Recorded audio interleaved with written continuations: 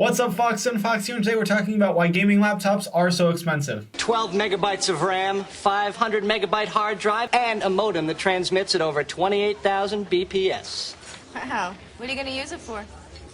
Games and stuff. One of the common arguments you get from desktop users is that gaming laptops aren't worth it because they do have an extra cost attached to them, assuming we're not in the middle of a GPU crisis. And for the most part, it's true, although I will talk about what things have changed in the gaming laptop market this year specifically later on in this video. However, for the most part, yes, and I do want to talk about why gaming laptops are more expensive than desktops. So let's talk about the biggest part of a gaming laptop and why you buy one. It's for the GPU. Now, GPUs in and of themselves are already very expensive, but as you can tell, this doesn't quite fit into this. And this is where one of the bigger costs of gaming laptops come in, and that is R&D costs. Working behind the scenes are a bunch of people trying to find out how to fit these graphics cards into laptops and cool them properly. Every laptop from different manufacturers is going to have a different cooling solution for what they're using. You have to typically cool a CPU and a GPU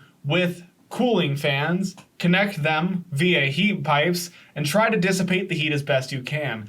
Granted, it doesn't work as well as it would on a desktop with regular fans or water cooling. But just keep in mind, we are looking at laptops that are centimeters thick now, and there's no way you can fit giant bulky fans into it, which is why you will see higher temperatures in gaming laptops, especially on the Intel side, but even AMD struggles in laptops. Speaking of the two CPU giants, let's talk about the differences in CPU. If you look at a laptop CPU, they look very different than your regular run-of-the-mill CPU. They typically do not have that metal shroud surrounding it with the name on it. Instead, it looks like a bare die.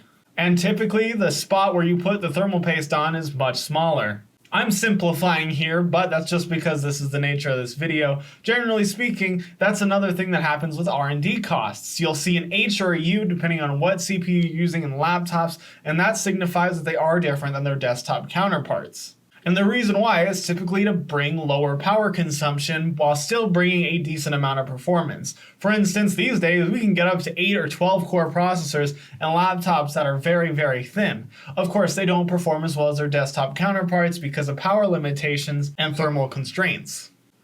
On top of that, both the GPU and CPU have to be optimized for power.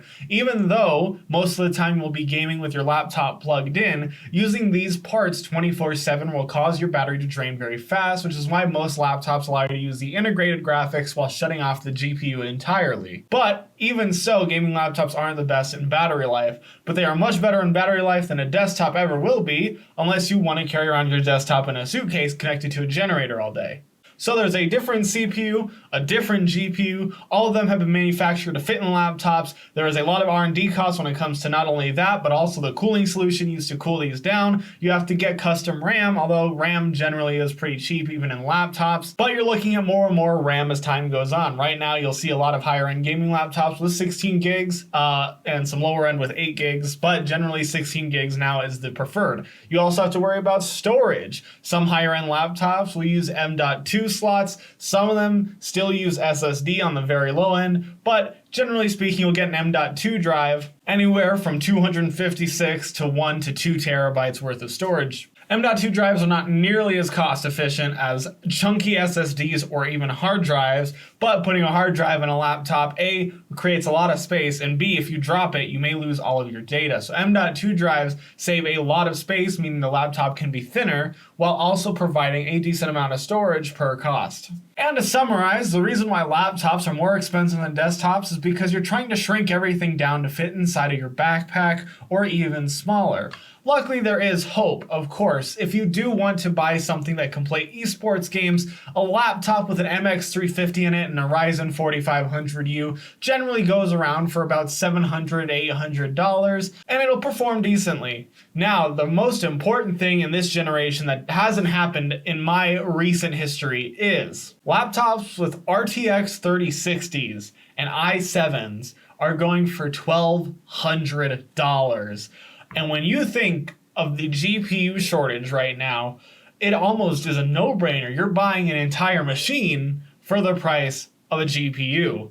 Granted, you're getting less upgradability, and that is a drawback of laptops, is typically speaking, you cannot switch out your CPU or GPU, but they are becoming more and more cost effective as time goes on. So as GPUs and CPUs become more power efficient and cheaper to manufacture, so will laptops, and we are seeing that trend continue as time goes on. It wasn't that long ago before a Razer Blade was giant, Alienware was the only brand in the market, and 8 gigs of RAM was a commodity. So if you're looking to get a gaming laptop, now is the best time to do so. If you can find one in stock, I suggest getting a gaming laptop, especially if you are a traveling college student, traveling business person as COVID dies down. So don't worry about the price tag as much these days. Generally speaking, a $1,200 laptop with a 3060 is about the same cost it'll be to build a desktop.